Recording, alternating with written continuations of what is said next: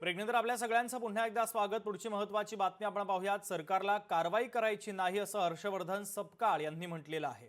पुण्यातील जमीन गैरव्यवहाराच्या प्रकरणावरून सपकाळांनी गंभीर आरोप केले। अजित पवारांना मंत्रिमंडळातून बडतर्फ करण्याची मागणी त्यांनी केलेली आहे। तर काँग्रेस प्रदेश अध्यक्ष हर्षवर्धन सपकाळ यांनी जमीन गैरव्यवहाराच्या प्रकरणावरून सरकारवर देखील ताशेरे ओढलेले आहेत। यामध्ये पार्थ पवार यांच्यावर कोणतीही कारवाई सरकारला करायची नाही। या घटनेचे करते करविता जो काही आहे ते पवार परिवार आहेत।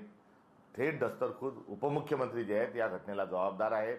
त्यामुळे त्यांना एव्हानाच मंत्रिमंडळातून बडतर्फ करायला पाहिजे होतं। जे गुन्हे खरेदी करणाऱ्यावर दाखल झाले त्याऐवजी जी कंपनीमध्ये ज्यांची भागीदारी आणि ज्यांनी तशा प्रकारची त्यांना अधिकार दिला होता, मुक्त्यारपत्र दिलं होतं, त्यांच्या मूळ त्या कंपनीच्या मालकावर गुन्हे दाखल व्हायला पाहिजे ते, मात्र ते झाले नाहीत आणि ते या सरकारला करण्यात स्वारस्य नाही। बळीचे बकरे शोधल्या जात आहेत, अधिकारी बळीचे बकरे आहेत, अजून त्या कंपनीतले काही कर्मचारी जे असतील ते बळीचे बकरे आहेत आणि या पद्धतीनेच त्यांना कारभार करायचा आहे। लोकशाही मराठी ऐका, पहा, जागरूक रहा।